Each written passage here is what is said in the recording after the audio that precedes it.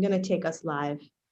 But then when it came down to it, it was just like more than she could handle, so it's basically like I love you, but I just don't even know you anymore. You've changed, like that. And so there's that. And then there's also, the It's Yoga community. And I wanted to talk to you about that. Yeah. That's going to be interesting to hear. Yeah, it's super interesting. And oh, here we are. I think we are live. Greetings, beautiful friends, beautiful, beautiful friends. We're so delighted to be with you today. I am with one of my dearest and oldest friends. And, it's interesting, the definition of friends these days, because like that. And so there's that. And then there's also what's that? When I pull up the live on YouTube, it doesn't let you stop the sound until anyway. So it's always like that second of coming over. Well, anyway, I wanted to tell you guys that, the definition of friends has really changed in the last year and some. And Anders is someone who's been in my life since I was 25. And, we don't talk all the time, but when we do, it's such a deep and meaningful conversation for me, and I trust it is for you too, just because there's a connection here that goes far beyond this moment in time. We go way back, even beyond this life. And when I met you in Stockholm, Anders, you were like the big brother that I always needed and dreamed of. And I felt like you kind of just swept in. And I don't know if you remember this, but it was my first trip to Stockholm. I remember it, yeah. You came up to me and you were like, "Are you okay?" Yeah, but that because I did ask you about your birthday, right? So there was eclipses. This was in 2006. It was in August of 2006, and there were eclipses that they were hitting an axis in your chart that was connected to Uranus, the awakener. So you had maybe it was on your sun. Maybe it was actually hitting your sun, that Uranus opposition with Saturn. When was this? 2006. No, I forget what it was, but it was something with Uranus. So yeah. It was really awakening stuff, and solar eclipses or lunar eclipses at that time when you were there. So that's why I said that. Yeah, but it was exactly the right thing to say to someone like me. I'm a newbie at astrology. I'm fascinated by it. I love to hear it. I feel like anytime I hear it, it's kind of rearranging things in my mind, and it opens up my heart and really gives me kind of the depth of knowing kind of that this reality and the things that I'm going through are more than just, futile, silly relationships that, as above, so below. And so when you said that to me, it was really an invitation and a safety zone where like this person gets things. And I immediately knew from that point, and we've seen each other a number of times. You were the best man at my wedding to Daniel. So, we do have kind of this relationship, but I always knew I was safe with you. And that is, the value of that these days. And for those of you in the live, the friends that you have right now that love you unconditionally, tell them how much you love them. And I wanted to do that for you today. And I know we both have partners that we love and we all get along great. And it would be next time we'll invite them. But I really wanted to take this opportunity to just like soak up all of the love and take it all for me and not have to share any of it. Because I just do really treasure the people in my life and the people in my life that have challenged me this year too. I treasure them as well. And I love them very much as well. But It is such a gift to be on the receiving end of someone who just loves you and gets you and is not there kind of, pointing their fingers at you when your curiosity takes you to deeper and deeper levels of wanting to understand what's happening in the world. And I think that's something that we should be celebrating in each other. And yeah, that's kind of my purpose for wanting to do this with you. And I also wanted to hear some music. And I know I'm building kind of by default, Anders, this YouTube channel. We'll get into the It's Yoga stuff here in a second here.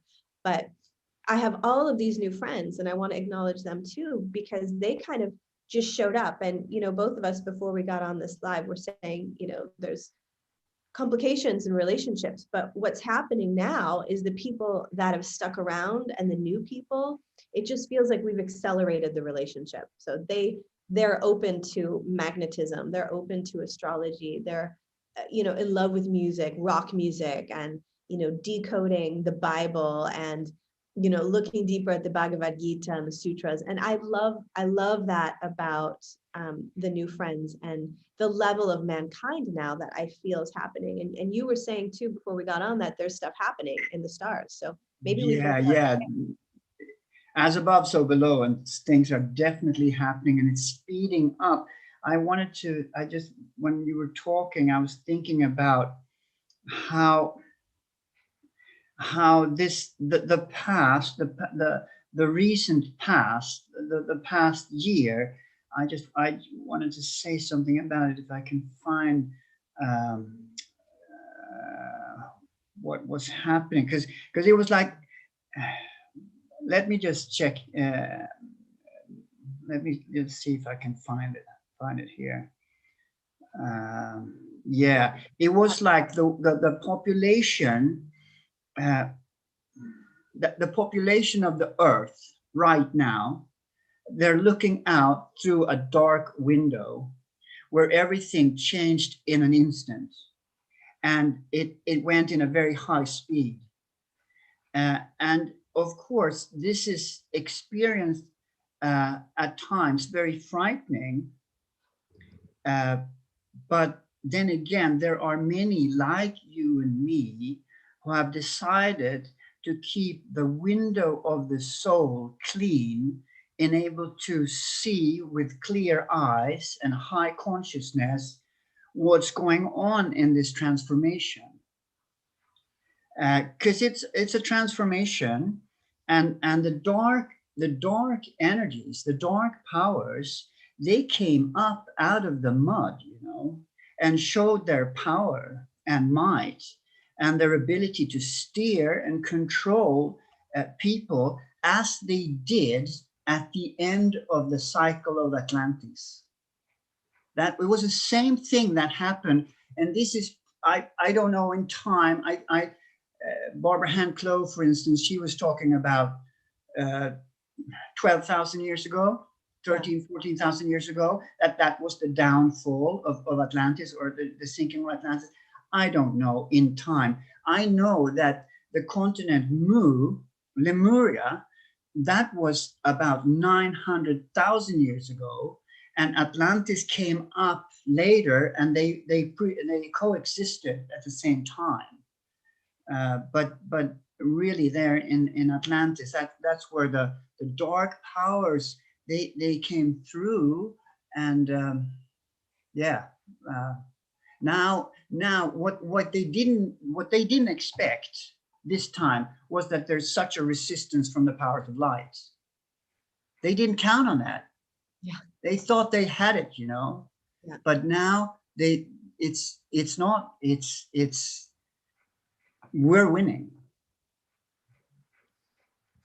Well, gosh, I mean, just the darkness that would have been, it doesn't represent my people, doesn't represent you and me.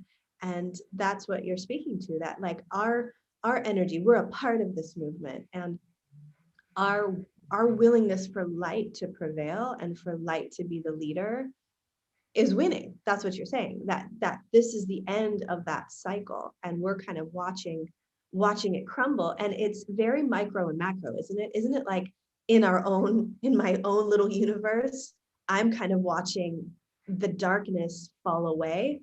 And the darkness is kind of alarming at times, because it's in friends and families and in relationships, and the unhealthy way that we were interacting and expectations, and like a lot of that is falling away.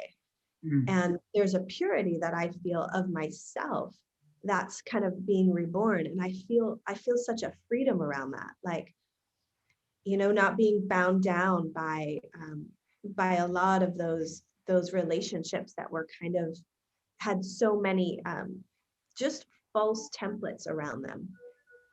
Like there was like this fakery around it that I didn't even realize. I mean, I knew it because I didn't feel great in it, But now it's like I can see it, and I'm really learning how to let it go.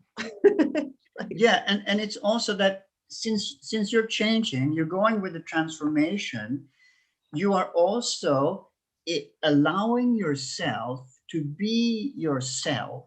You're allowing yourself to be freer in your form, and that will make you feel good when you're starting to be true, to from inside out.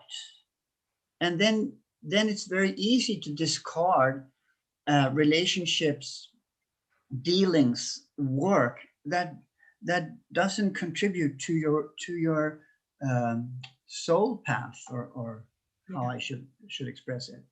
yeah, totally. It's just very interesting, a lot of those paradigms falling in so many people's lives right now and shifting around. And really, it's such a gift. It's giving us this opportunity to really step into our authenticity in a way that, at least for myself, I was really timid and scared. I still thought I had to, perform, or I had to get things right by the matrix. And now that I can see the level of dysfunction within the matrix, I just want to do the exact opposite. I just want to get out of the matrix as much as I can. And day by day, that's a process of like just pulling out and pulling out and pulling out my threads that are still invested in there. And that's where I think the lightness comes from, because there's a lot of density in there. There's a lot of dark energy and manipulation in there that, yeah, now that I feel like I've woken up to it, I can't seem to go back.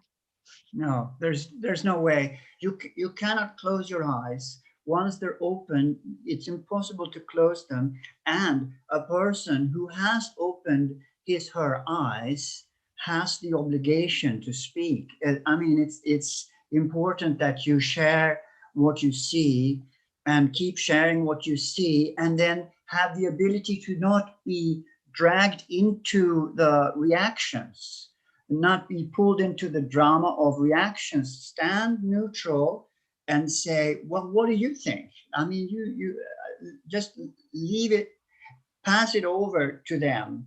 But it's very important, I think, to share that you see what you see. And also, I think it's very important not to be pulled into the hate or the polarity, or see what I told you, blah blah blah. And I mean, we have to keep high consciousness, be I mean, humble beings. We have to keep that humbleness, I think, because everybody's on the path, even the bad guys. I mean, even them, they're also on the trail, but they're on another station. Do you know what I'm saying? I love that. Yeah, they're in another station. Well, I do believe we're all moving towards God. I mean, we're all moving home. Everybody's returning to the source. That's the name of the game. Yeah, and Back it's to the source, to the light from yeah, whence we came. yeah, exactly. And some of us, I think, and you said this to me a few years ago too, Anders, like something around like wanting to make it this time, like not wanting to go around the wheel again, like wanting to reach the moksha. And who knows, I just think that we need to hold that possibility, that the work that we're doing in this life, and like you said earlier, it was so potent that like we have an obligation, we have a responsibility to speak now, and to hold that courage and the armor of God, and like the light that like we can't just go with the flow anymore on this. Like No, no. you can't. I mean, for me, it was the trafficking issue that like I hadn't really gone there. And then once I realized that aspect of it, there I couldn't turn back.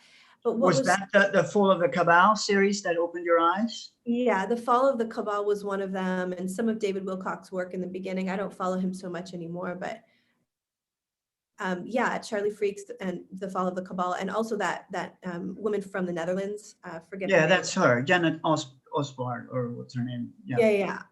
That, I mean, I remember using like vomiting, like just being so physically responsive to that material, and staying up super late with Danny. And we just, from that point on, I mean, I really struggled. I didn't pull out my cross. I was afraid to speak out on that, knowing that I have a platform, knowing that I have a voice, and knowing that I had a responsibility. It took me a while to say something, maybe 6 months or so.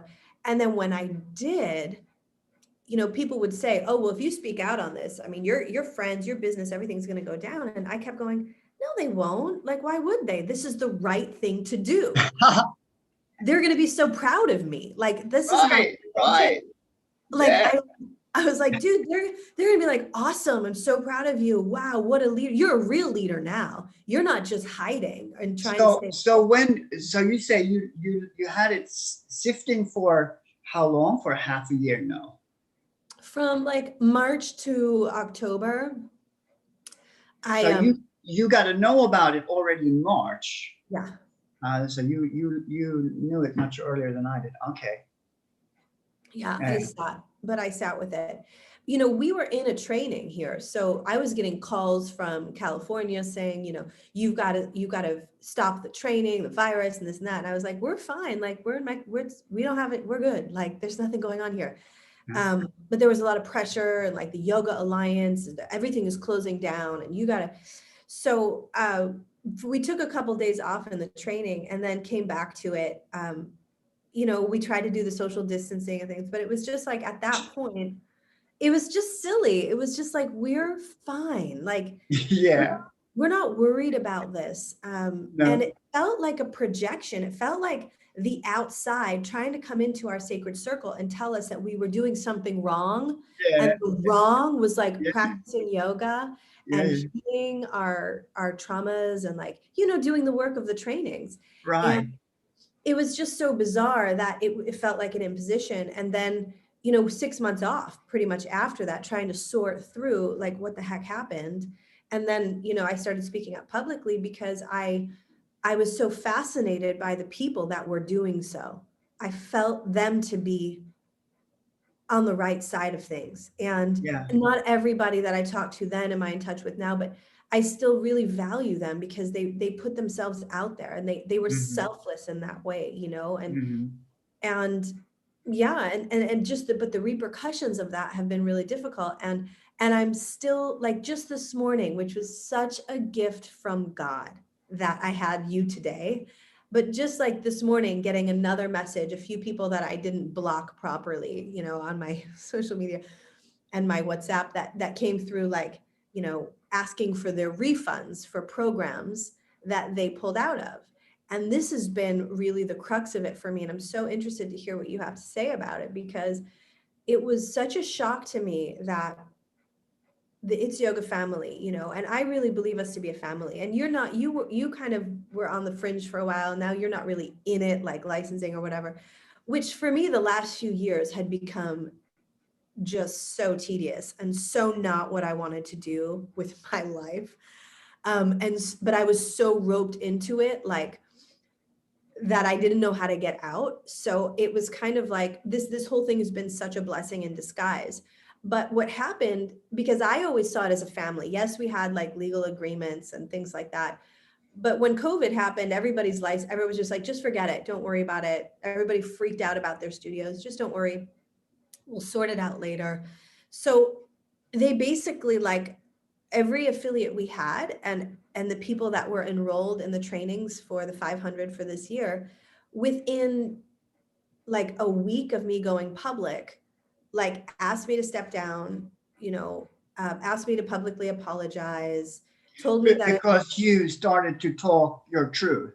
I started to speak the truth, it was, I guess it's my truth, but the truth about what was happening on our planet. And I publicly endorsed Trump. I said, he's on the right side of things. You might not agree, and I'm still learning, but he's on the right side of things. And you can't deny that anymore. Like, and still to this day, I believe he's on the right side of things, and who knows how it's all going to man, I can tell you, let me just flinch in here, and maybe that's, maybe it's also controversial, but we have this great trance medium in south of Sweden, Anne-Sophie, and she channels JC, Jesus Christ. And there are a number of channels in the world that do that, but she's one of them. And he's been channeled through the ages. He's been channeled from through different channels. And I have the privilege, we have the privilege to on a yearly basis or a 6-month basis, call Anne-Sophie and get a channeling, a 45 or 40-minute session with can I call him the man? I don't know. It's JC. And what we're talking about, in my last channeling with him, I was asking about what's going on in the White House. It's so spooky. What's going on and what's going to happen with Trump? Is he coming back? And then he just said that, he answered that, yes, you're right. It's just a corrupt corporation that's running in the White House right now. And he said that Mr. Trump, or he said that he has so much that this soul is endowed with such an amount of patience and persistence that you can't imagine how strong he is. And there will be legal repercussions that will go on for years. So just stay with it. That's what he said. Stay with it. It's coming out, and there will be justice. Even though I know that justice on earth is never really justice, it's only cosmic justice up there. But this, what Trump is doing, it's an amazing contribution to the world. And I mean, what he started to turn around in, we're so grateful. Every awakened soul on the earth is so grateful to Mr. Trump and his wife and his family, because I know that they're blessed people. So that's no doubt about that. But what the media has done is what they've done, and they, we know who owns the media. Right. What's his name? Charlie Ward. He said that it's like six people on the earth that controls all of the mainstream media. 6 actors. So it's no wonder that, and Trump, he's like, I mean, he is like the light of God in the face of Satan. So it's like, just to speak symbolically, it's of course that they're scared, but from what I've heard lately, or what I've understand, the oligarchy or the Cabal are about 3,000 people. It's about 3,000 people, and I know through Magdi, I know that there are 2 at the top. It's probably one Rothschild and one Rockefeller at the top. They're very, very hidden, but they are the top 2 pulling the strings. Wow. So it's and he in returning to the channeling I had with JC the other day, he said, I need you.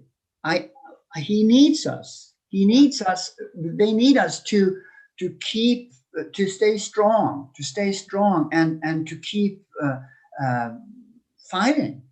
Yeah. For what's right. Yeah. And that's why I keep doing it, because I feel that, and I'm excited for my channeling. I did schedule something. I think I'm at the end of May with her. I'm super sad. I know. I'm so happy for you. Thank you. And thank you for speaking that truth about Trump, because it's not, I think so many people these days are all about, well, that's your truth. And it's like, no, like there's the truth. And I think that we need to just accept the fact that, I mean, it was so surprising for me as an American too, because I had been so brainwashed by the media, and I was definitely not tuned in. So when I woke up to it, I think it was a part of that, like, reconciling that fact within me. But when, I think it was David Wilcock who said it, you know, that whatever issues you have with Trump, he's on the right side of things, and you just Yeah. need to accept that. And that for me, like, I was so relieved. Like, I was relieved because the media, like, infiltration of who he was so dark. And it was just like, this doesn't feel right. Like, are we really this far gone as a race? Like, it just didn't feel right that he was like all the things that they said he was. So for me, I was relieved.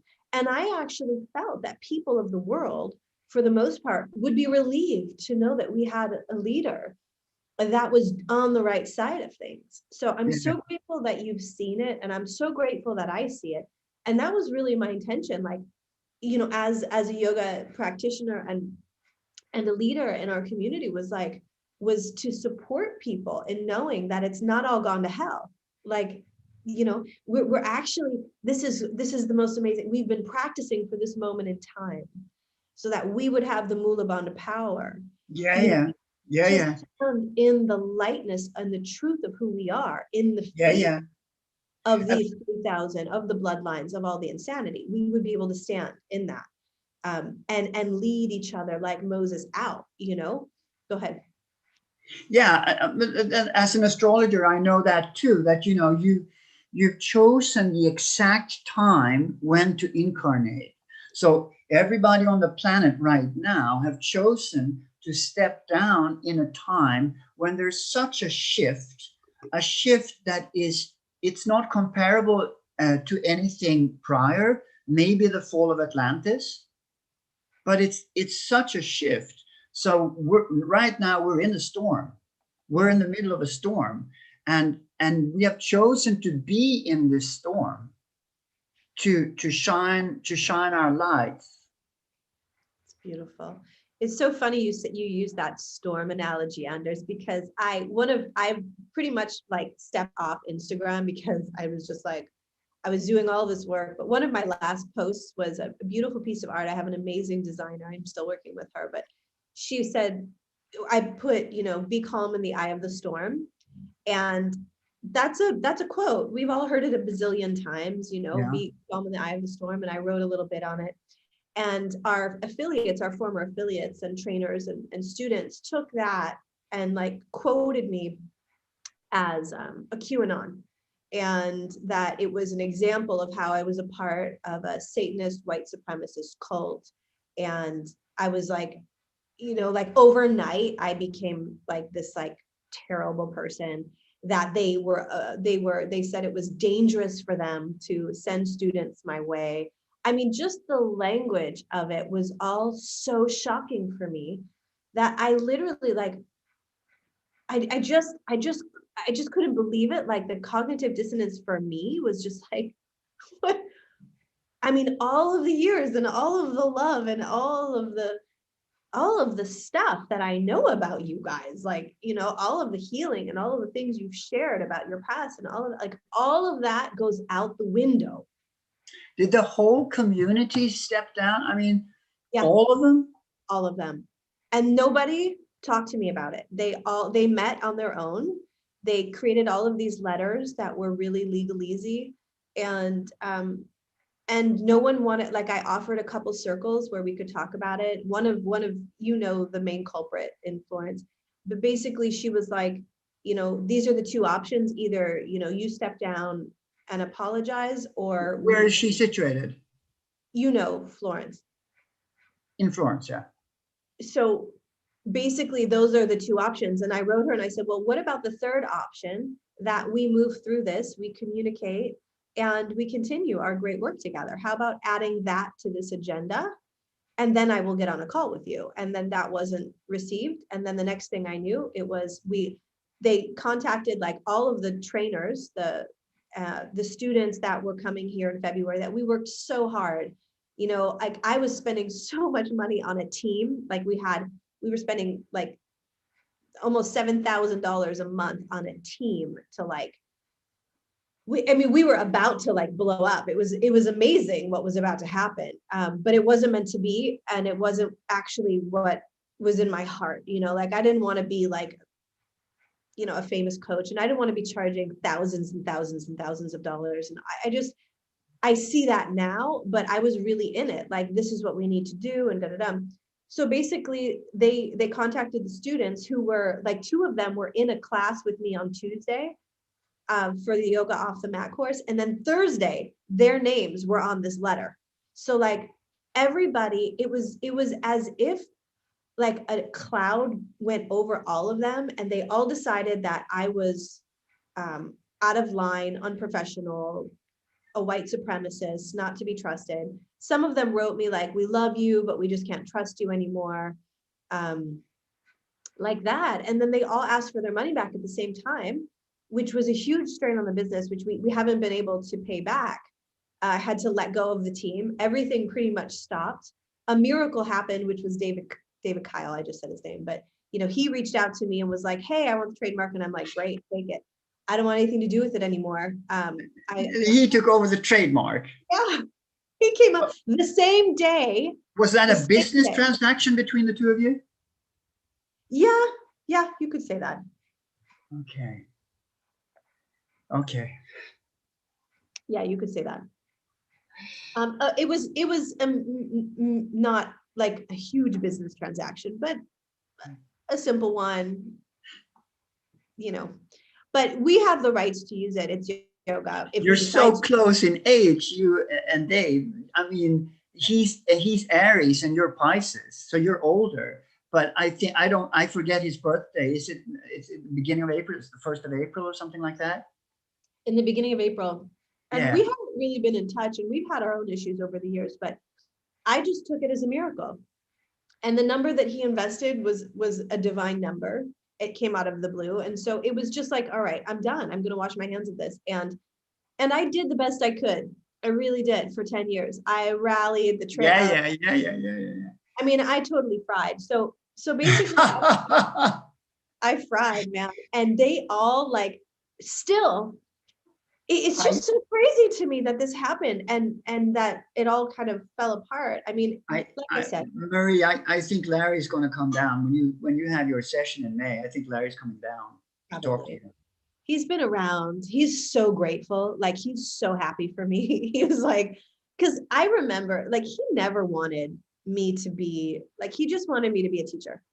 He just wanted me to teach. He wanted me to practice. He wanted me to keep it light. He wanted me to do my food and, take care of myself. And I couldn't do that with this business. Like, it was so much work. I mean, I was having babies. And you're a Pisces. You're a natal Pisces. So Pisces has this amazing ability to tune into all the different channels at once, right?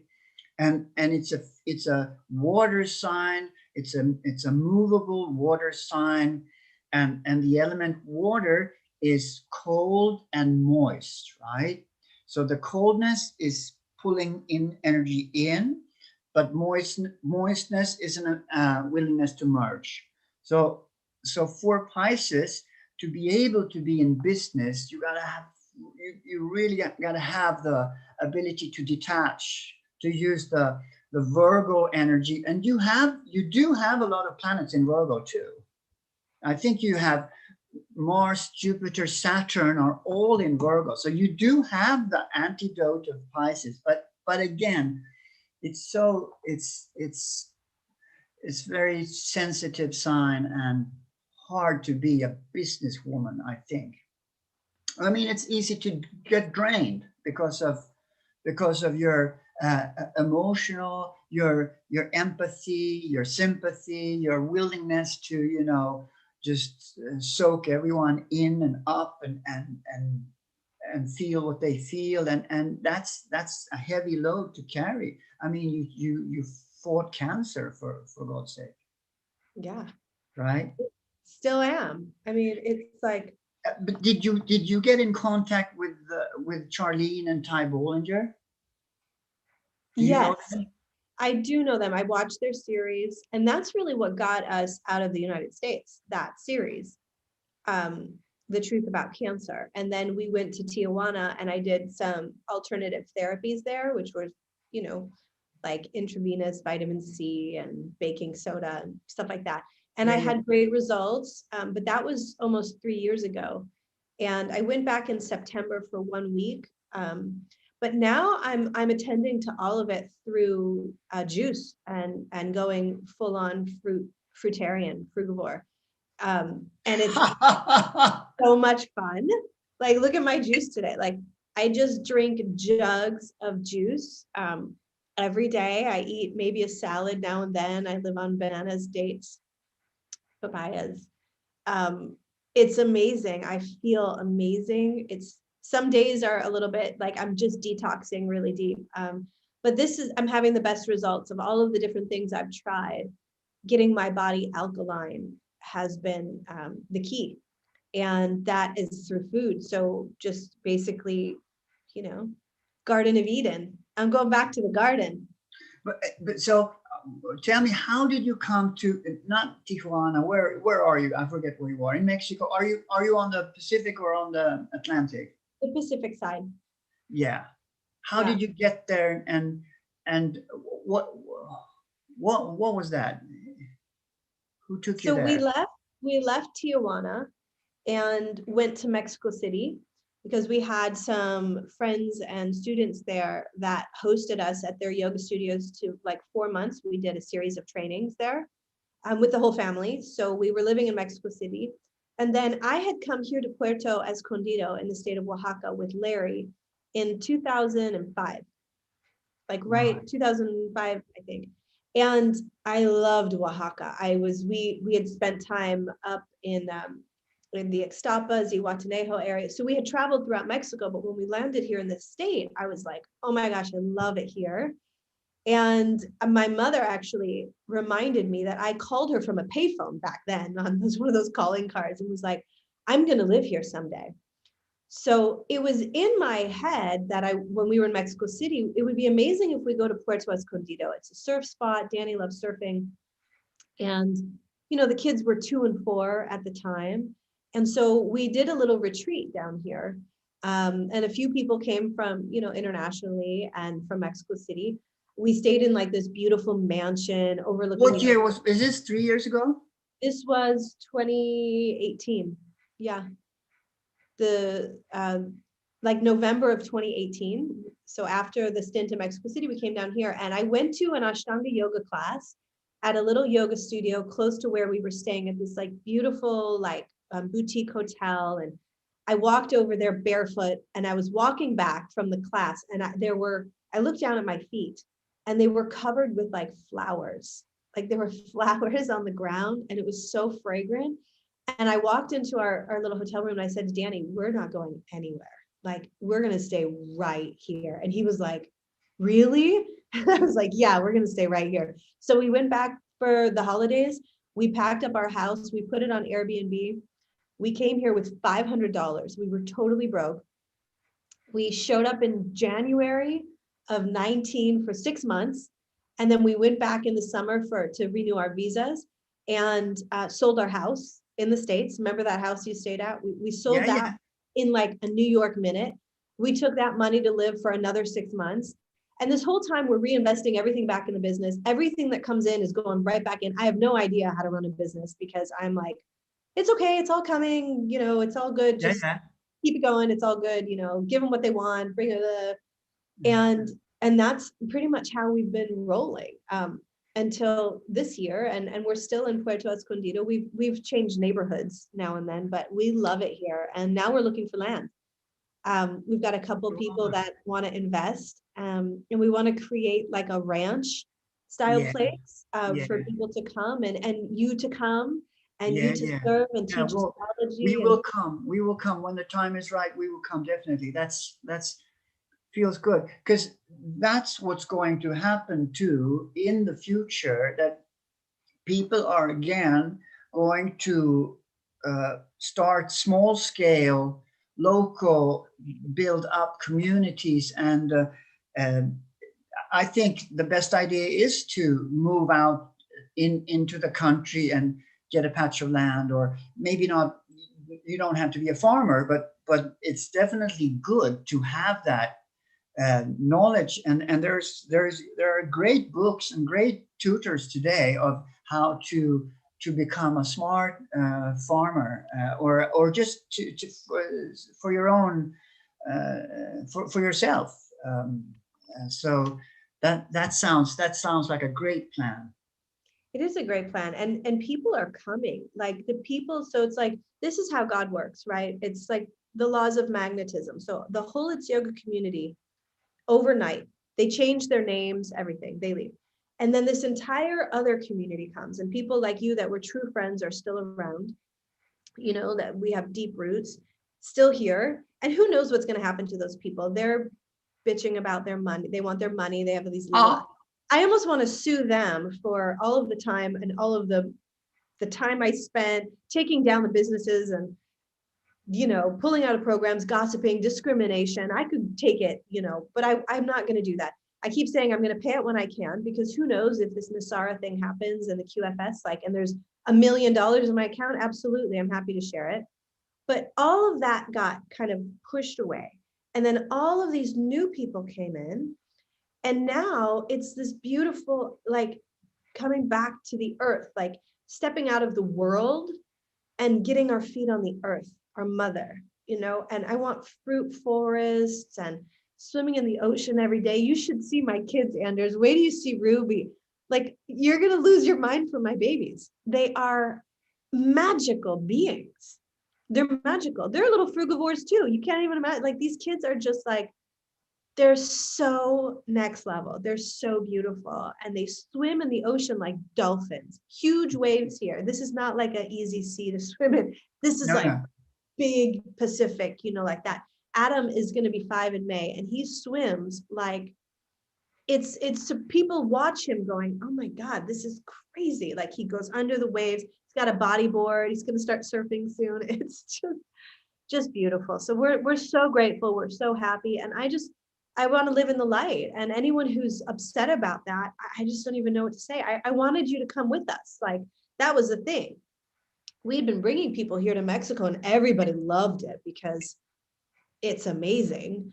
Yeah, There's mangoes falling off the trees. There's yeah. papaya. There's star fruits. I mean, the abundance of fruits and vegetables here is magic. I mean, it's just incredible. So that's what's happening. And then we got all these people here on the chat and all these people in this community that's building around the channel, and with some of my friends online that are just these incredible humans. Like, these people are just, and that's what fascinated, that's what brought me into it, because they were talking about numerology, symbology, astrology, the holistic truth, which is what I think, you know, I can speak for you too as yogis. That's what I've been wanting, how to Mm-hmm. put the dots together. Like, I want Mm-hmm. deep, I want roots in the earth, but I want my branches in the cosmos, you know. Like, I want to feel all of it. I want to understand what's happening. And that's something, like I said earlier in this call, like, I want to celebrate in each other, our curiosity and our willingness to let go of what we think we know. Like the newspapers telling you the truth about Q, and so you think that your beloved teacher is now white supremacist. I mean, it's just like, it makes no sense. Yeah, no, it's futile to listen. But with the news, I still get upset by the situation of the world, and how can it be that it's so fraudulent, that there's so much lies in the news, in the media. But then again, you know, I turned off TV. I stopped watching TV 8 years ago. Yeah, me too.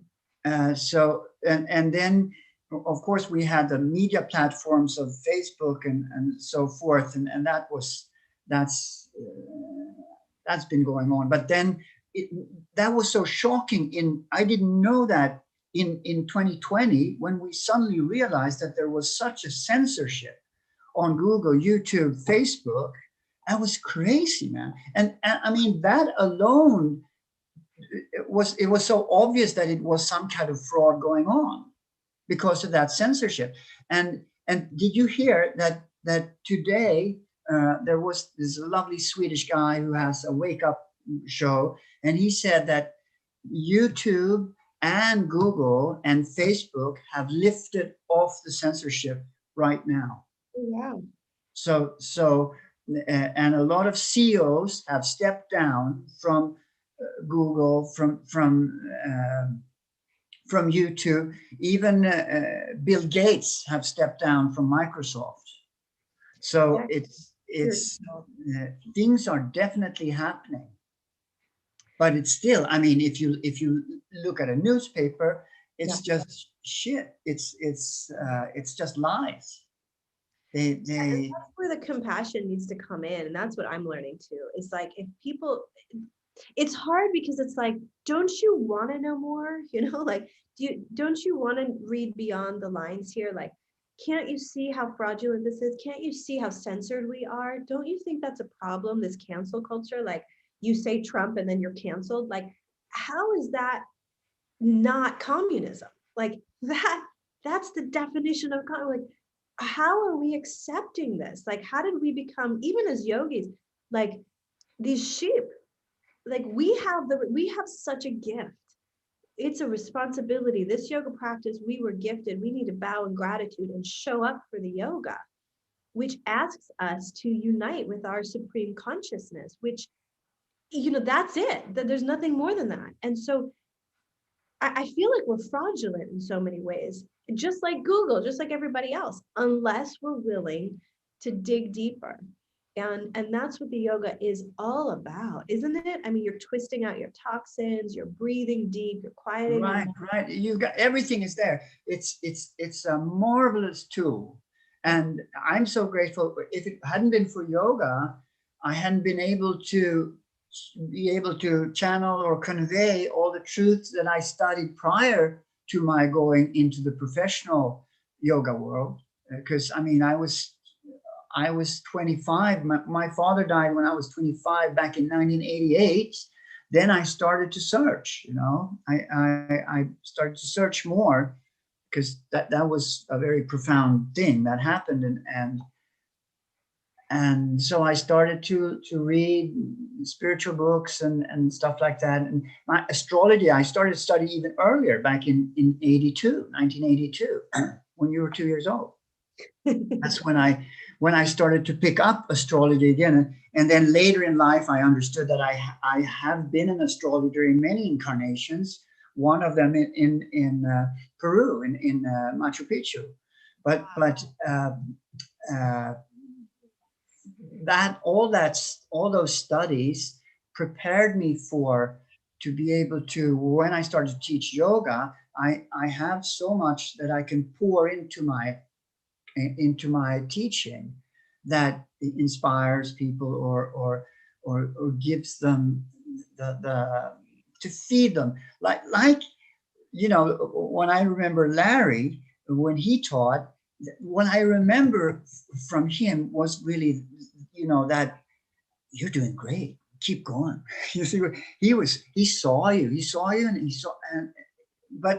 and I teach in another way, but to have that ability to make people feel present, and that everything is allowed, that you know, the sky's the limit, and that we're working on what yoga is: cleansing, empowering, self-realization, finding peace, you know, looking for the true peace and the stillness and the quiet mind that allows the heart to listen. And then you can tune into Akash, to the ethers.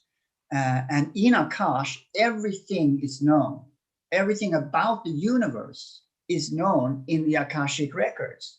So that's what the yogi tries to do, the yogini tries to do, right? To tune, to become quiet, still, and then you can listen and you can hear whatever you need to learn in that moment, or know in that moment. I'm so glad you said that, because that's just sums it up so perfectly. Everything we need to know is within us, and all it requires of us is sitting still and learning how to get quiet and being present. Such a gift, such a gift. Yeah, and you know, with this tough year behind us, I had to listen to my brothers and uncles and different family members coming at me, the hardest thing for me is I have an identical twin in Sacramento. You've met Thomas, you know, and he came to me and said, well, you know, you didn't take your MA or BA, or you didn't go to the schools that I did, you know. So this is a little bit below or above what you can comprehend. And that was not the only thing he said. There was so much really below, so low stuff that I had to take. And that's the challenge for me today, is to still feel that because I do love my family. I love all my siblings and uncles and aunts and whatnot. I love them, but to rise above the insults, that's the challenge, and to understand that everybody does their best. Well, they do, but they need to do better. Because no, well, the thing is, you want to wake them up, right? And they will wake up. And unfortunately, for most people, this wake up will be very, very hard on them because they're resisting. They're resisting, and they want to have their ice cream. They want to have their TV. They want to have their gadgets and stay asleep. But it's impossible with the storm that's here. It's impossible. As I said, it's such a rapid change, and sooner or later they just have to understand about all this evil that's been going on and how we've been steered with power abuse and power techniques that are 6,000 years old, that come from Babylonia, from Sumeria, from Egypt, because that's how long it's been going on in this civilization. But all the same, we have a universal truth says that everyone is doing their best. If they could have done better, they would have done better. Because everyone is doing what they can in a given moment, and because if you the universal truth that comes before that one is that you're never wrong. Everything is a learning experience. Therefore, you're always right, or actually there is no right or wrong. Everything just is.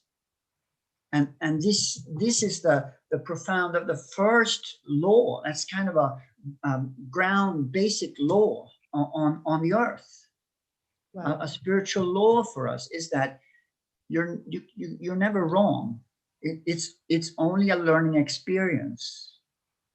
And then after that comes everyone's doing their best. So they are doing their best. Even, Bill Gates or whoever it is that we see is such a culprit or is such a villain or a dark force, they are also doing their best. They have their history. Yeah. They're also God's children, right? Yeah. It's what you said to me, what you said to us earlier, just about the Akashic Records was really profound because, it's always the lower energies and the lower densities that, in my humble opinion, that are saying, well, you don't understand because you didn't go to this university. But you could turn around and say, which you would never say, do you realize what university I do go to? It's not a university, it's the total. It's the multiverse. Like you tap into that knowingness and you are in communion with your creator. There's no higher level of intelligence in this.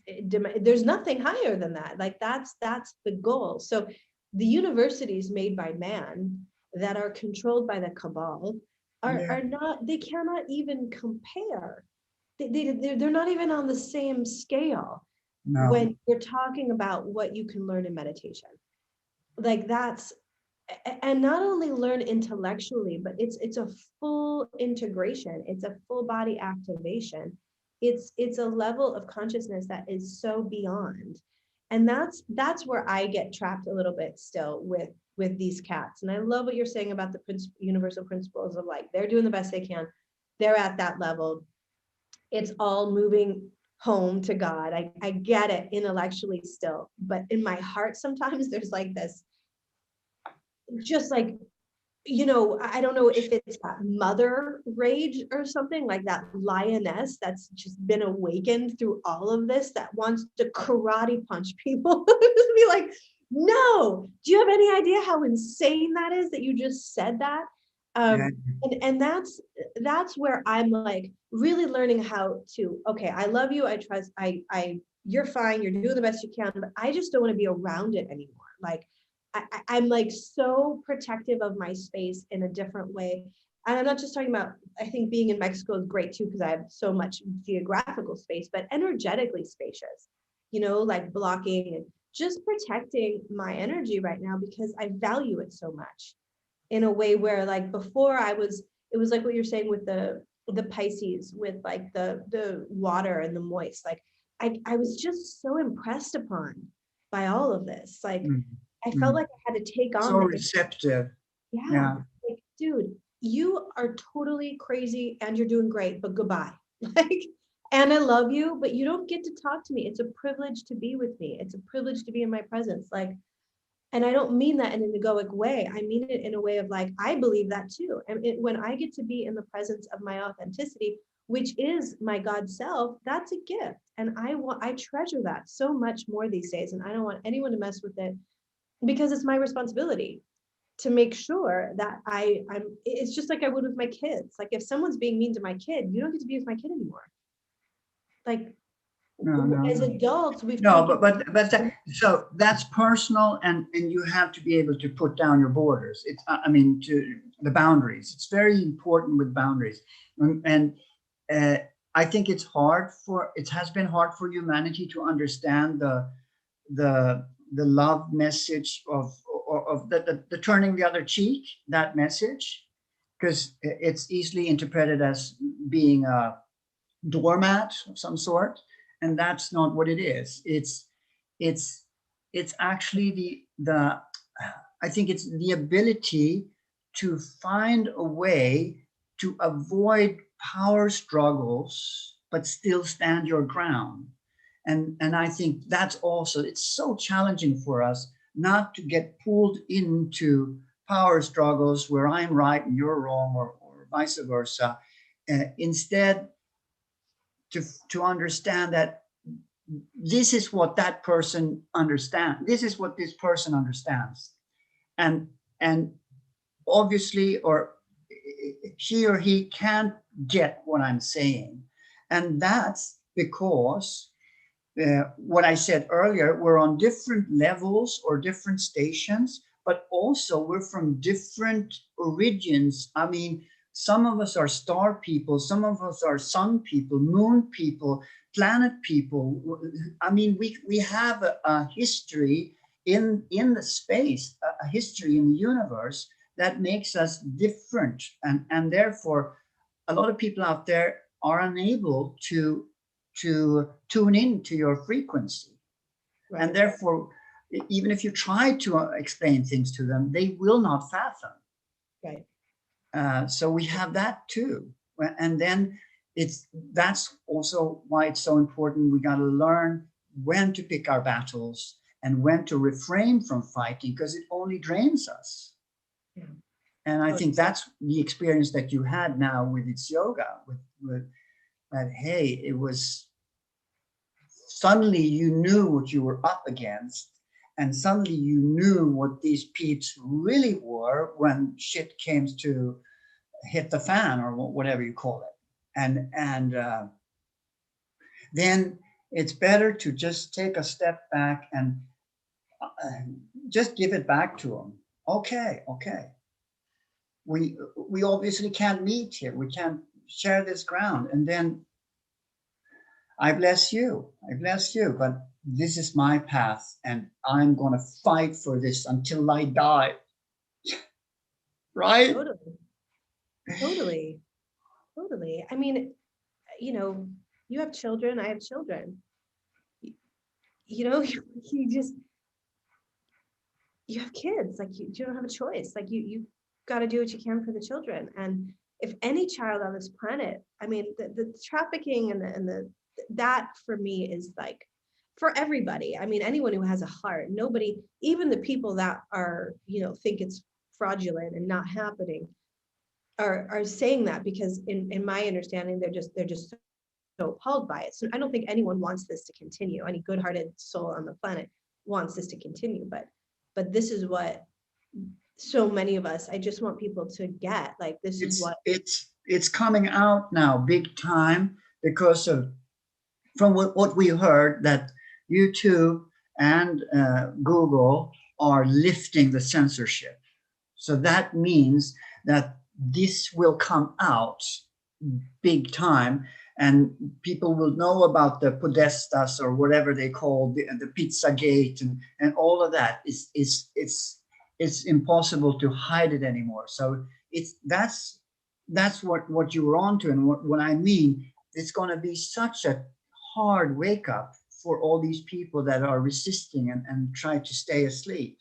yeah, They're gonna be traumatized, and then they need us not to bicker, but to be understanding and just to hold the light and show the way to a more a way to build up society again. yeah, And based on truth, on freedom, democracy, of the higher principles of sharing this planet together. beautiful, beautifully said. Any news in the stars on timeframes for that? Like, what are you seeing? Well, you know what we had. I can show you some, but I can. Shall I share the screen? Sure, you can share the screen. You can decide when you sing, because I definitely want at least one song, if you can do that. Yeah, but maybe we should sing one song now. Yeah, let's do it. That gets us into another state. Yeah, go for I'll it. pick up the guitar. You guys, I love this man so much. Because Rick and Susan, Bella, I want to say that Justin. Hi, Diane. Just saying hi to some of the people here. Hi, Lonnie. Okay. with the music, I've been writing songs all my life, or at least since I was 16. I'm turning 58 this year. And since I met my true north, Magdalena, and we met in late 2012 and 2013, in the late summer 2013, we became a couple. We've had a long journey since then, but she started to co-write music with me. So nowadays, when I write a song, I take it down raw, but then she comes in and she does an amazing job in getting the lyrics much more clear and also changing maybe musically, even though she's not taught in music, she knows how to do that. So Wow. We've been writing songs for the past, since 2014, we've been writing songs together. And lately, 2020, we only wrote one song in Swedish for the first time in 20, 25 years. I wrote a song in Swedish, but this song is older. It's from 2019 and it's called Guided by the Light.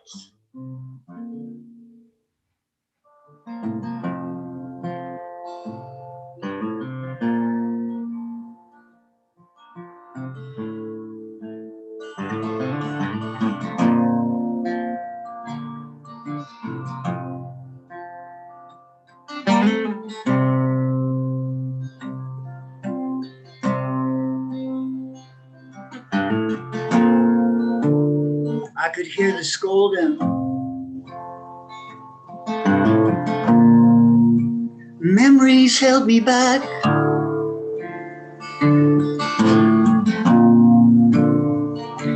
clothes that were are folding. There's no turning back.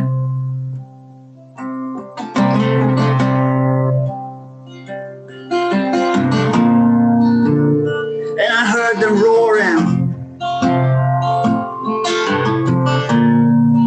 Anguish will not steer.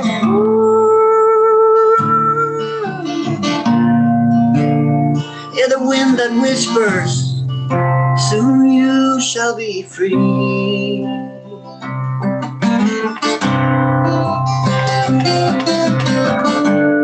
See the vision, unveil the truth. Memories held me back. See the reason, the lie is blind. And if you feel that it's coming, stay true to your heart. Live as you are. Follow the stars shining through the night, guided by that light. And if you fail to listen, no need to despair.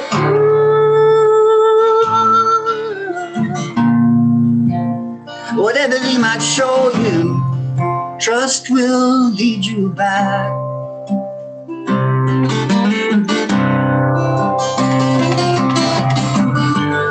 See the vision, unveil the truth. Whatever comes, it won't be bad. See the reason, the lie is blind. And if it comes down, down to the baseline, trust can't be bought, love can't be fought. Live by the way that cherishes your name, guided by that light.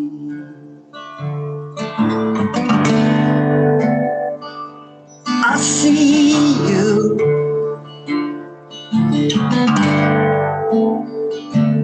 You're there.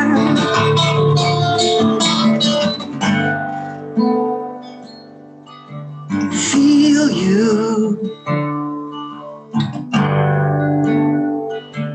It's you.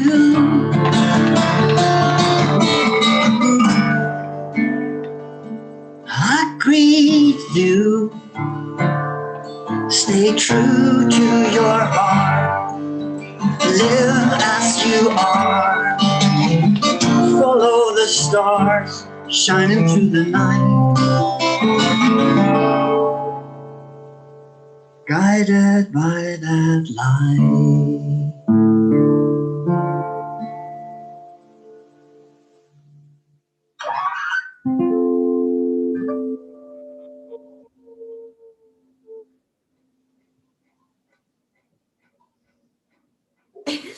So good. So good. I feel so honored. The chat right now is just so many messages coming in for you. Yeah. So much love. Anders just touched my soul. What an amazing guitarist. Beautiful. I hear some Neil Young in there. That's what I always say too. I was like, this guy is our resident Neil Young. Yeah, Neil Young was my mentor. He was definitely my mentor. Not from the start. I had John Denver, Cat Stevens, guys like that, Beatles. But Neil Young was really my guru. He was my musical guru. But unfortunately, now when this thing happened, I tune in. I get messages from you. What's it called? Spotify. So I'm tuned into what Neil Young does or what he uses. And I heard him. He wrote a song around the election where he was, really going out for Biden. And Oh. then I thought, Jesus, doesn't he understand what's going on? But another guy that also has meant a lot to me, Van Morrison. Yes. Van Morrison, he released at least 3 songs in 2020, No More Lockdown, and I forget the other titles, but he was so adamant on to how they're lying in the Royal College of London, and you know, he was on to it straight away. And Yeah. and Van Morrison, for me, I don't know if people have seen the movie The Last Waltz, when the band had their farewell concert back in 1978 in San Francisco. That's a great movie. If you can buy, I think it's by, is it Scorsese who did that movie? What's the name of it? I'm going to put it in the chat. It's called The Last Waltz. And it's the band's farewell concert in 1978. And Neil Young is there, Van Morrison is there, Bob Dylan is there. I mean, it's all Joni Mitchell, all the big artists that were going through their life are at that farewell concert. But I was just thinking that Van Morrison, he has always been very, very spiritual. If you listen to his early music, you know, into the mystic, or we were born before the wind. Yes. I mean, he was really tuning in, and that album that he made, I think it's in the 80s. He made No Guru, No Method, No Teacher, Just You and I in Nature, in the Garden, Wet with Rain. That album. I mean, so he was studying spirituality. He was studying Sanat Kumara. I mean, the old stuff, the old legends and stuff. So he was really into it. So it's not surprising that he sees through. Yeah. What's going on. You know, some of my new friends do a music decode show on Sunday nights, and I'm going to send you a couple links because it's really cool. They do a lot of like America.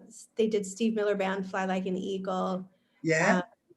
Bad Company, Pink Floyd. So it's really, really cool, and I think you would really like it. But you know, the idea is that a lot of the musicians, a lot of them were like modern day Essenes, you know, that were modern day Essenes, like the Essenes. They were offering the gnosis, and it was in songs to get it out to the people.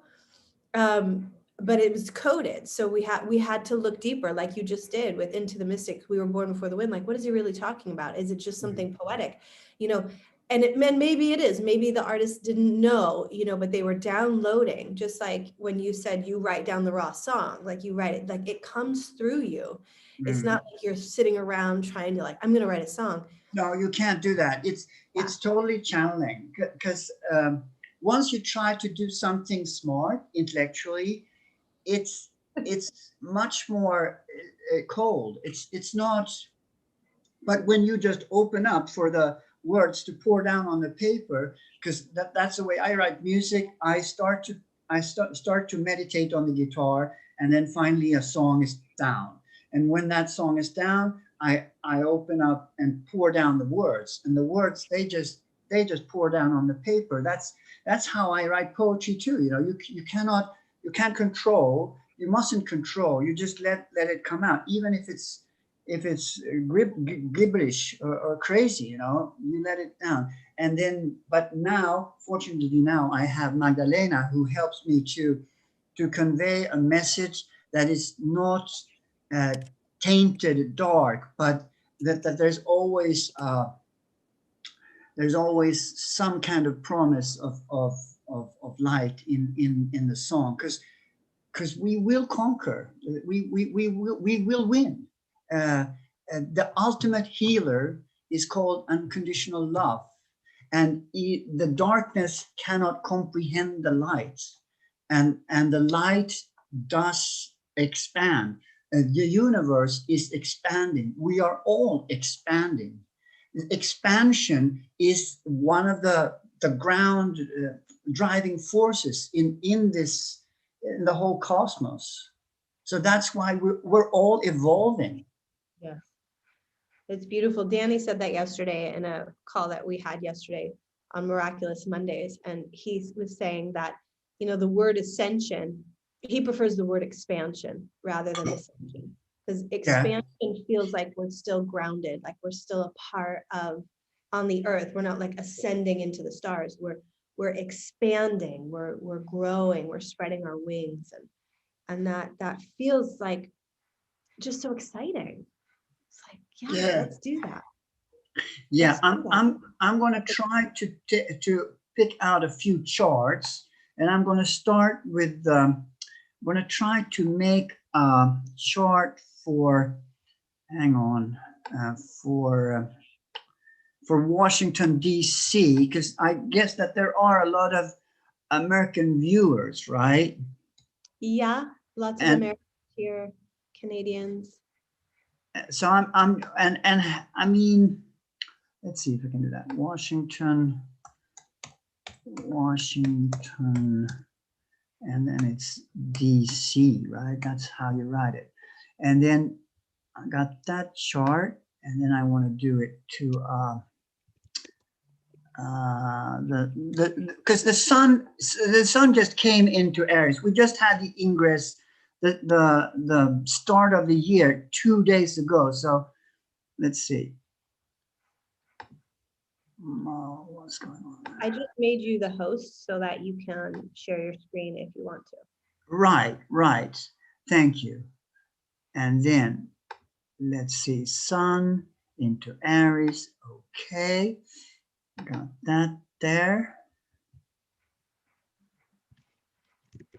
I'll even make it more. Hang on. Coming with it now. Display points and asteroids. So, okay. Here we go. I want to share this screen with you guys. Right. So this is the Aries ingress. When the sun comes to the 0 point of Aries down here, that's the beginning of the zodiacal round. When the year begins in the zodiac, in the tropical zodiac, as we've been looking at this chart for many millennia, and this is the one for Washington D.C., which is still kind of the capital of the world, because I think that United States is the empire, right? The greatest empire. And what from this chart, what we can see, what's going on, is that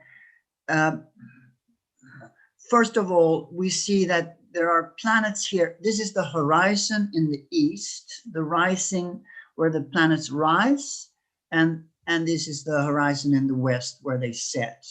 And this line here shows the midheaven, MC, medium quali, and this line here shows nadir, as far down below as you can go. And then you see the whole house system of 12 houses that are in front of the backdrop of the zodiacal signs. So in this chart for America, we see that the Aries ingress is in the second house of income, of resources, of our what we own in the nation. So that's very important right now, and I think that the dollar is like it's very overvalued. It's sinking rapidly, and there is probably going to be some kind of crash with the currency within the.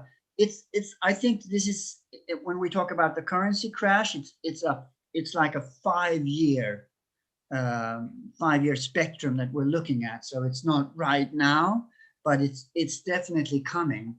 But right now, what's happening is that the sun is closing in on Chiron, the wounded healer. So Chiron, this green fellow down here, looks like a key. That's a planetoid that was discovered in 1977, and it's very much concerned with healing, but it's also concerned with the wound that we carry, from which we can heal. And And Chiron came into Aries about 3 years ago. He came into, it's almost just 2 years ago that he came into Aries, the first sign. So the wounded healer going through the first sign, the fire sign of the ram, is talking about healing the inner child, because the beginning is the child, right? So this round around the zodiac, it's a symbolic journey that we do throughout the year, and then we choose, like you chose, Marie, you chose to incarnate as a sun in Pisces native. So you have chosen to incarnate in the last sign of this archetypal round that begins with Aries, what I want, continues with Taurus, what I have, continues with Gemini, what I communicate, and then with Cancer, what I feel, and then with Leo, it's much more how I express my personality, and then Virgo is the humble way of learning how to work in a group or cooperate with people, and also take care of my body and integrate stuff. When you come into Libra, you're mature enough to have an equal relationship with another particular person. And then in Scorpio, you deepen that relationship, and it comes to very intimate, maybe very sexual powers between people. And then in Sagittarius, we move further out in our search for knowledge, for wisdom. And in Capricorn, we become so mature that we're able to take us larger responsibility and very professional ambition that's connected to sign Capricorn, which opposes Cancer, which is the intimate family. The tribe is in Cancer, but in Capricorn you have the whole world, and it's a much more colder or barren or climby, mountainous area. And then when you move into Aquarius, it becomes even more collective, and it's definitely about the group, about the collective, about organizations, and also unselfish leadership. These two signs, Capricorn and Aquarius, are both ruled by Saturn, the grim teacher, the stern teacher, but Uranus also has a co-rulership over Aquarius, Uranus, who was discovered back in 1781. So these two signs, Capricorn and Aquarius, both are concerned with leadership, but Capricorn is much more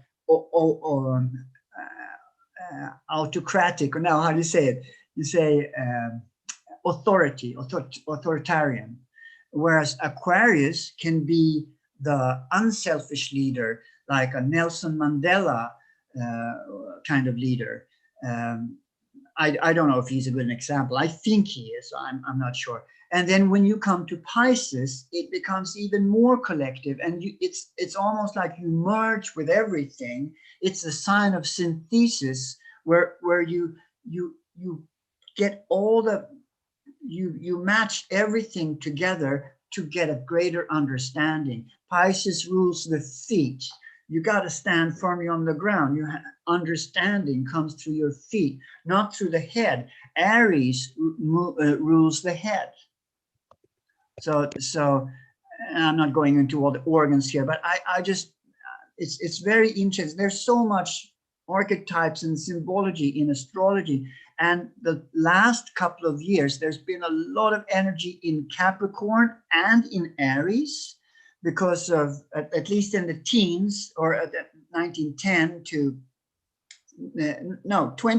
2017 was a tremendous, a lot of energies in Capricorn and Aries, due to that Pluto was squaring Uranus, but Uranus has for the past 3 years been in Taurus, or something like that, 2-3 years in Taurus.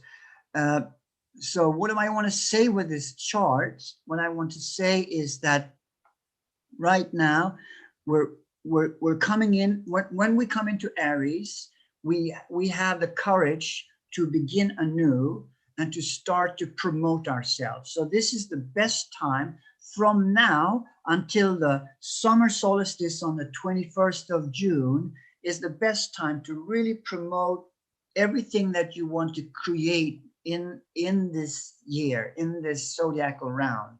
Has a lot of uh, free energy, because the light is expanding, the sun is climbing higher in the northern hemisphere. In the southern hemisphere, it's the opposite. Then you have the fall beginning, right? But I generally talk about the northern hemisphere here symbolically, and therefore we have a lot of energy to promote our ideas and start working on what we want to create. And this will be further enforced and strengthened when the sun comes to Taurus on the 20th of April. And then it will move in Taurus there and pass Uranus here. And then it will come into Gemini around the, when is that? 21st of May, 22nd of May, somewhere around there. And what did I want to say? I want to say that there has been a lot of energy in Aries and Capricorn for the past 10 years, and it's still going on. But then the great shift that happened in 2020, December 21st, on the winter solstice, was that Saturn and Jupiter conjoined on the first degree of Aquarius. And that was the great conjunction that happens every 20 years. But it hasn't happened in this area of the zodiac since 1126.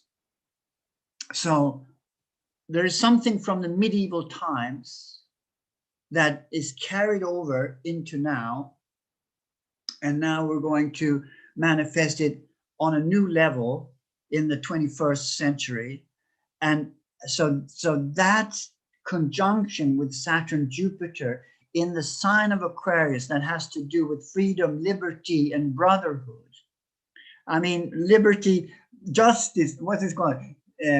Freedom, brotherhood, and equality. That's what I want to say. Those are the prime words for Aquarius, and that it started a whole new cycle, and that was now in the end of December.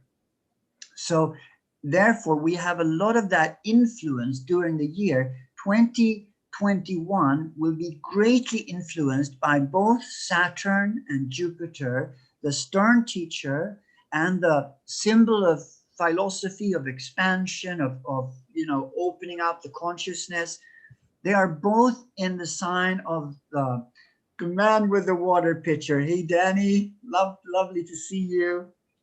And what's happening is that this guy, Saturn, he's squaring Uranus, and both Saturn and Uranus are connected to the sign of Aquarius. Uranus is the modern ruler, and Saturn is the traditional ruler of Aquarius. And since they are making squares, that's a tension aspect, 90 degree, just like when the sun and the moon is in a half moon phase. It's the same angle, 90 degree. And that's a very driving energy that both energies want to manifest. And Uranus down here in Taurus, he wants to rebel and drastically change our values and our connection with money, with the banking system, all of that, what we own, our resources. Uranus is going through this sign for 7 years. It started in 2018, 2019. So he comes out of there in 2026, something like that. But right now in 2021, he will have 3 exact squares with Saturn. He had the first on the 17th of February We'll have the second on the 14th of June and the third on the 24th of December. And those squares are a clash of titans, even though it's also, Saturn is the son of Uranus. Uranus is, you know, Uranus and Gaia in the Greek myth, Uranus and Gaia, they're the creators. Gaia is the earth and Uranus is the sky. But then Uranus, he went crazy with creating stuff. He was so into creation that Gaia asked her son, Saturn, to do something about it.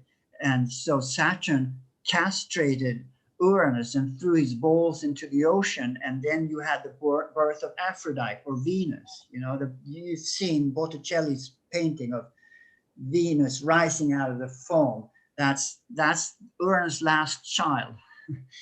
So Venus is connected here somehow too. But anyway, the clash of the titans, that's the storm that we've been talking about that's going on in 2021. And it is a drastic awakening. So what Uranus wants to reform and rebel against and renew in areas concerning money or resources or what we own, the same thing. Saturn here in Aquarius, Aquarius is the sign of science.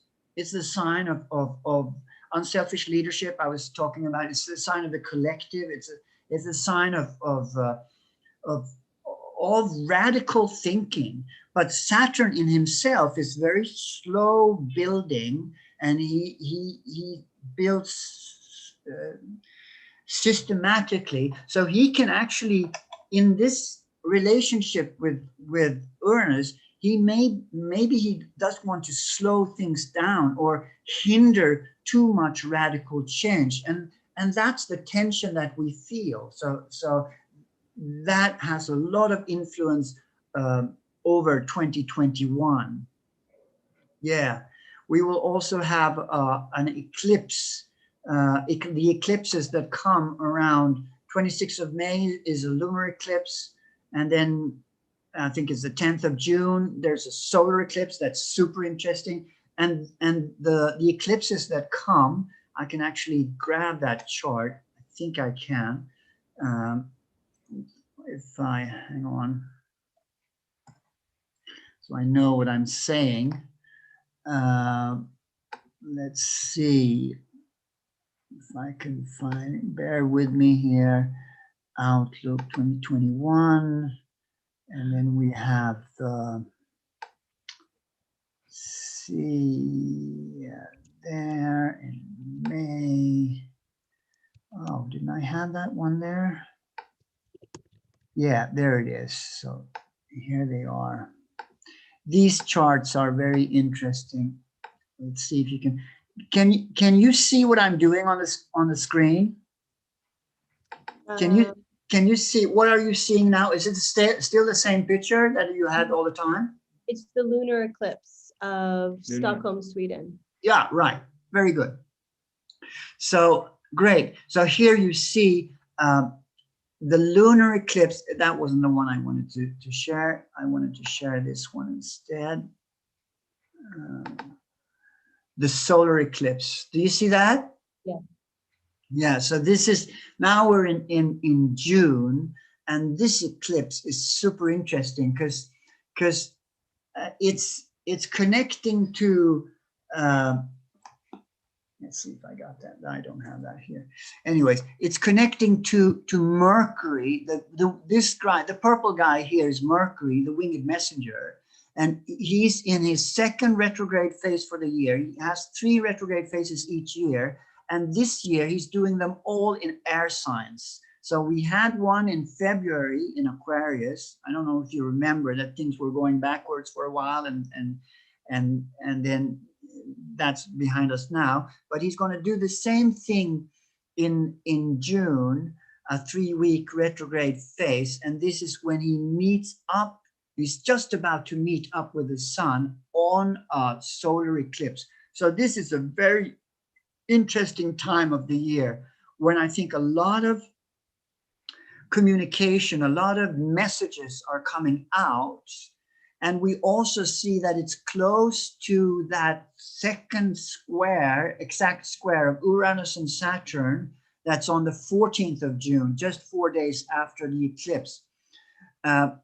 So this is also a very interesting time when a lot of information is being unveiled.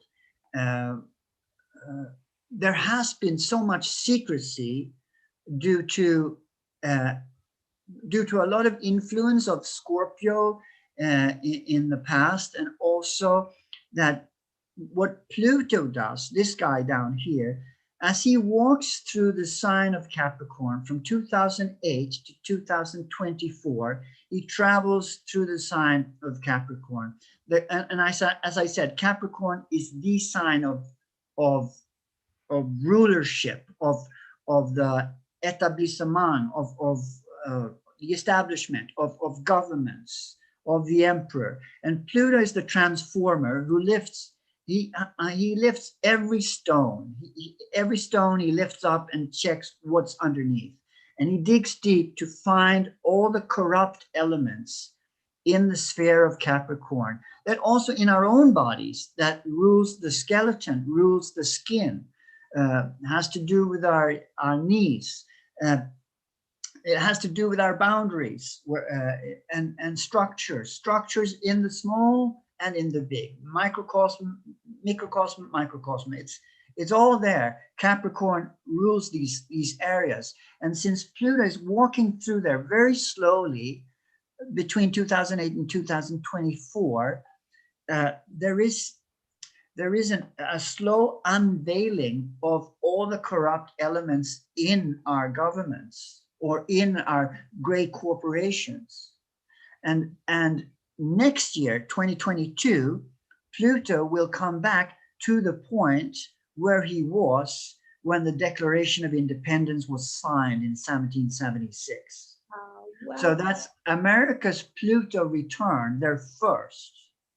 Sweden have had their second return because we are a Pluto cycle earlier. Our constitution or our country was formed in 1523, you know. So that's a whole Pluto round earlier because he has an orbit of 246 years or something like that. But this is very interesting. And as I said, there's been a lot of stuff hidden that is now coming up more and more. And with this, you know, Uranus squaring Saturn during 2021, it's not going to be still. It's going to be a storm. And Uranus is a symbol of lightning, of instant knowing, of you know, flash lightning. It's also a very, in a way, it's a very sexual symbol because, you know, as the Native Americans, they were talking about how the what did they call it? The lightning that was sky gods that were you know, crashing down into the earth, making love with the earth, you know, creating. So that's, again, it's Uranus and Gaia and their way to copulate with rain and water and yeah, all of that. So it's a very promising year. There are great intuition, great ideas. With this eclipse series, there are great ideas, new creativity that's flowing in, but it also has to do with our awakening. Yeah, that's wow. So, Andrew, how would you say that? Thank you. That these charts, these upcoming charts, compared to, say, like the last, like maybe say 3 years back. I mean, there seems to be like a ton of activity. I mean, and the planets are always there. They're in interaction and play. But like, yeah, well, I see that Saturn and Uranus thing. That's like, woo. Yeah, but this Saturn-Uranus cycle began in 1988. So So you watch that cycle, and every 10 years it has moved 90 degrees in the wheel, so it becomes a hard aspect. So that means that now it's 21, so around 2010, 11, we had the opposition between, and I was so focused on, in those years from 2010 to 2017, I was so focused on Uranus squaring Pluto from Aries to Pluto and Capricorn. That square, they had 5 exact hits between 12 and 15, but they were still well within orb between 10 and 17. So I was so focused on that, and I thought that was going to bring in enough change so that the seeds that were sown, because this cycle with Uranus and Pluto started in 1965. Wow. And that was the sign, you know, the summer of love and all of that, the hippie era and the power of love, and all, that was seeded in Virgo in 1965. So I'm born in 63. I have Pluto-Uranus conjunction in Virgo, but it was exactly 1965, 66. And so I thought that was going, that was the thing, that the old, those awakening energies were resurfacing again in 10 to 17. It was also the time of the Mayan calendar coming into its full fruition in 2012, right?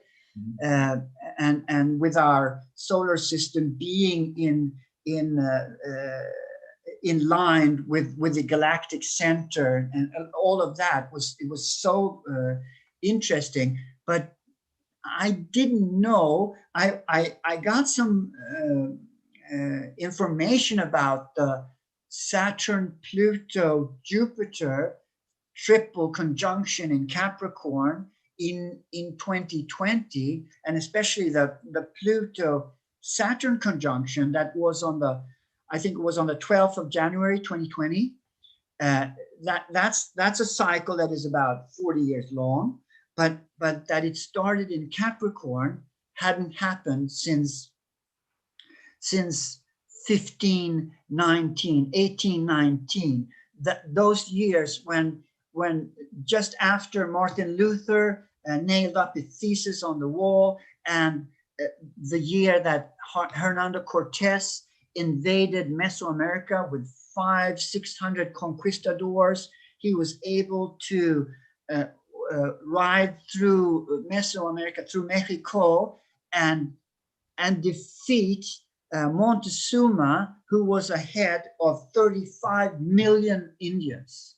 That was 35 million Indians that were ruled by the Aztecs, and they were conquered by 500 conquistadors. Wow. That's pretty amazing that could happen. And of course, Cortez had help from the inside, because there were many who were not loyal with their mighty oppressors. The Aztecs were cruel. They were vicious, right? Even though they were not as highly evolved as the Mayans or those who had actually given them their philosophy. But never mind, those things happened 500 years ago. And we understand that they had such dire consequences, the splitting of the church, or the invasion of Mesoamerica.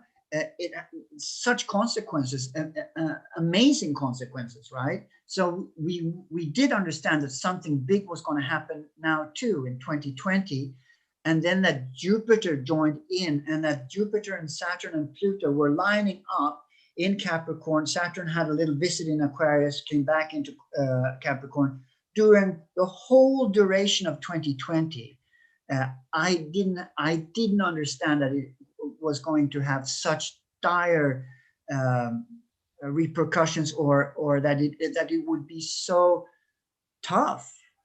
But Capricorn is a tough sign, and Pluto and Saturn are the two most malefic planets, if I talk old astrology, because that's very that's giving a heavy load on expressions. But still, Pluto and Saturn, when they come around in your chart, you know it's going to be a change. And like I saw that in your chart, Marie, when I was with you in 2017, I think it was.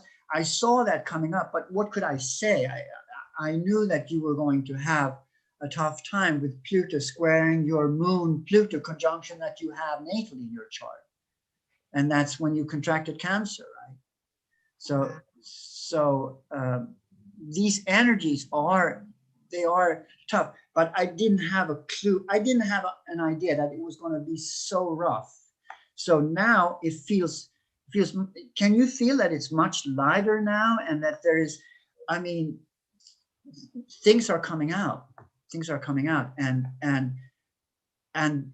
as I said earlier in this talk, the dark side, they didn't expect that the light side was going to put up such a fight. And they thought they had it, and they don't. They're losing. So I mean, we're in like a sci-fi movie. Yeah. Completely. Yeah. Completely. Yeah. Yeah. It's incredible. Wow. That it's also what we talked about in the beginning too, with this day and age, just astrology, how it grounds us, like how it's a little bit heady sometimes. And Anders, you're just so wow around it. But the bits that I can put together, I feel so happy, like, to know all of these things and how they come together. It feels just very encouraging. Yeah. Thank you for that. Yeah. Well, I'm learning day by day to talk, try to convey a message that is comprehensive. Yeah. To a non-astrologer, and I'm working on that. Magdi helps me with that to be more, basic when I talk. I remember you back then, and I got nothing. So you're definitely articulating it in a way that lay people can understand, and take nuggets, that we do. And I think it's just a level of practicing and hearing it often. We've got to hear that Capricorn is tough a few times. We've got to learn about the houses and the symbols of the planets. I just love it. It's so fun. I definitely want to do this once a month with you. Would you do that at least once a month? We come on next time. Sure. I off the bat, I say yes. I think it's good, and I know that it's important that we do communicate around the globe, in Australia, in Mexico, in America, in Canada, in Sweden, wherever, that we really that we do communicate, because it's the true brothers and sisters are showing themselves to one another, and we need the support of each other so that we can keep speaking our hearts, the voice of our hearts. I think that's very important. Yes. That tendency, Anders, that you just mentioned, I wanted to come to that because it seems that everything is global right now. I mean, on a political level, and it's so much energy happening. And like you mentioned, it's very interesting because, again, you're still, like, I guess, in the old world, in Europe, in Sweden, and the changes there, they must be more pronounced because of the fact that there's so many things that are already rooted in a deep culture. Like democracy is such an older concept, for example. Like organized society is such an older concept, and maybe, at least from the Western standpoint, I mean, and the Western standpoint has been trying to impose itself on all cultures of the world. But like what you mentioned, this international brotherhood of light people. I mean, how's that looking like on a light note, or I say light note on a short resume, if you like, of 2021, because but that's what's going on. That's the Aquarian energies. Yeah. So that's what I just talked about can be interpreted into that people are connecting. The air signs, Libra, Gemini, and Aquarius, they're very much about communication. Yeah. In Gemini, it's all information, you know, and in Libra, it's more relating, equality relating. But in Aquarius, we take it to the extreme of brotherhood, almost a detached kind of love. And jokingly, we always say about Aquarians, those are the guys that they love humanity and hate people, because they're so high strung in that collective. My father was an Aquarian, and Ronald Reagan, and there are a few you can mention, but they are very tense or high strung because of this collective consciousness, and they need time to retrieve back in solitude. There's almost a hermit energy to the Aquarian in order for him or her to be able to be so connected. And you know, energetically, there's been a tremendous passage of planets through the sign of Aquarius in the late 90s, or even in Saturn was there in the mid 90s, but Neptune, Uranus came in there in the late 90s, and that gave sort of a religious fervor to technical, to all the gadgets, to the communication, to the cell phones, and all of this communication stuff that's been like a drug to the young people that are growing up today, to the millennials, right, to those generations, and now we're discovering the dark side, the backside of that is that all the diseases like cancer, like diabetes, and now COVID, they're all rooted in much more electromagnetic fields in the atmosphere. And the final thing was with 5G, the 5G rollout. That's really what started the whole COVID situation. And then they can talk about the viruses, and it probably fits in there, but I know that it has to do with electromagnetic radiation, and we have to be responsible and take care of that. And it's been hindered, it's been blocked, but now they say that YouTube and Google are lifting off the censorship so that the truth will come out. And there are a lot of studies done on electricity and how it affects us. And I don't know how I swerved into that lane, but it's very interesting. 2021 is a year of awakening. It's the year of awakening and of collective connectivity. And like you said, we have to tune in to our brothers and sisters around the world to help the less, I don't want to say less evolved, but those who are asleep, who doesn't understand this thing with how we've been manipulated and pushed around by invisible forces like what the Cabal is. Wow. Yeah. Just want to thank you so much for your willingness to just share all that you shared. It's been amazing. And the next show we'll bring in our partners. He's kind of coming in here because he loves Anders so much, and I love him so much. So it worked great to come in towards the end. But I would love it if you would sing us one more song. Right on. And I just want you to know, Anders, in the chat right now, there's so much love coming in for you, and you're being so well received. I mean, people are just like, wow, more music.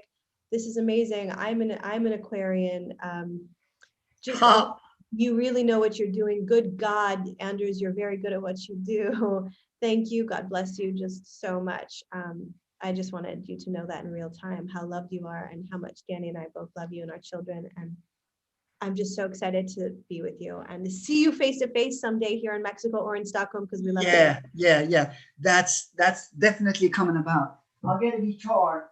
Okay. And also, people are talking about the denseness of astrology, and it's not so. I think it's just being unfamiliar, but it's a forgotten science. It's been suppressed, and it was like, oh yeah, astrology, la la la la. But a lot of decisions are made based on that, and it's such an integral part of who we are, the planets. I mean, we're part of that bigger living being, so it makes complete sense. So the more familiar we are with its terms and how the planets interact and influence, the more it'll become familiar.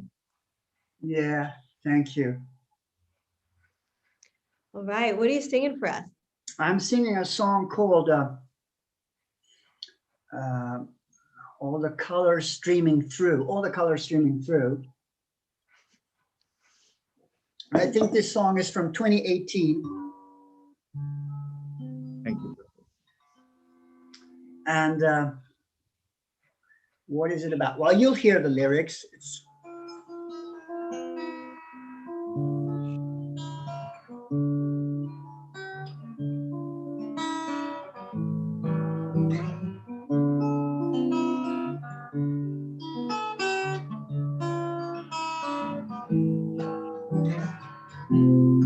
sitting on the porch, I see your face, an open smile with eyes of amber gray.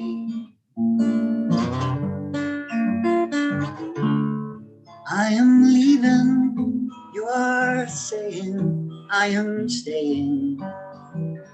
Wheels will roll and wings do fly, this love shall never die. Sitting in the rain and feeling blue. Oh, the world turns gray when fear creeps through and through. She says she's going through some changes, it's not easy. Limbs are sore, her voice is soft, speaking from afar. Why can't I see the light between us? Thorns are in my heart, starting to be bolder, yet not enough to set me free.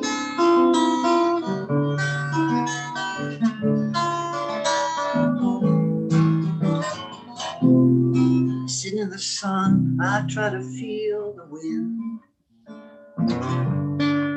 'Tis not such a long and lonely path, 'cause we shall meet.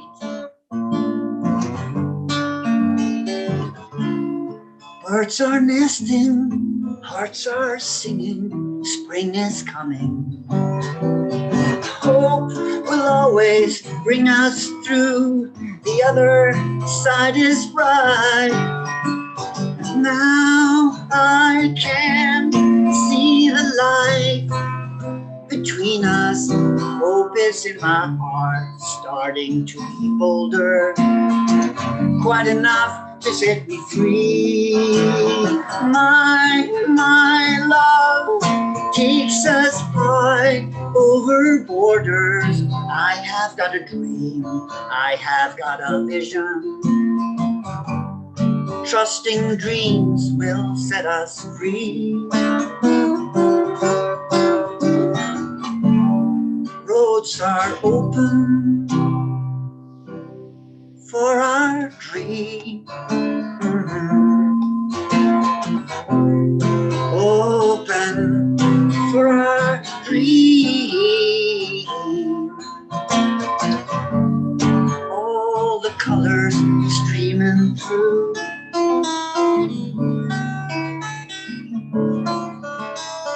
Life is asking, is that you?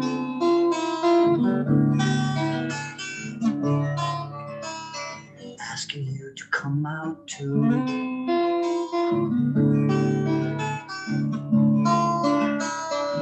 All the colors beaming through.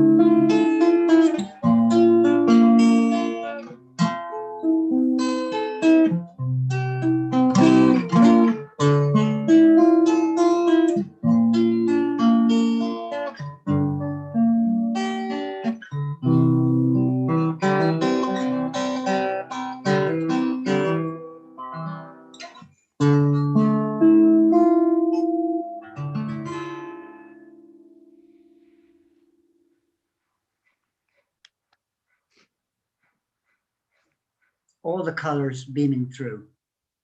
What a treat. We What a love treat. you. We're both, look, we're both tearing. Both tearing. You know, Anders, we know each other because of you.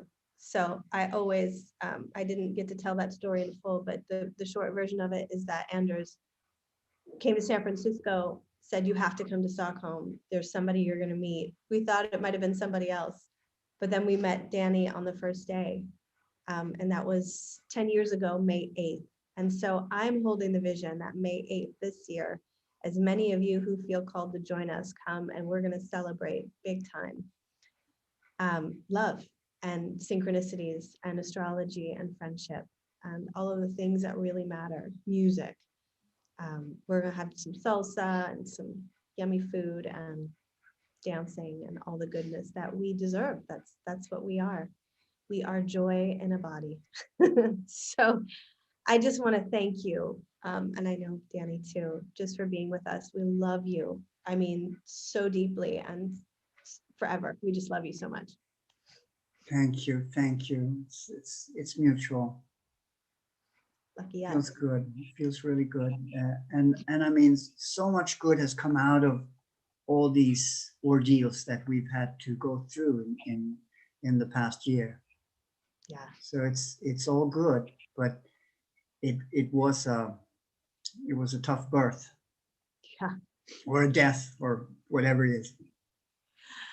It was transitional. It was transformational for sure. Yeah.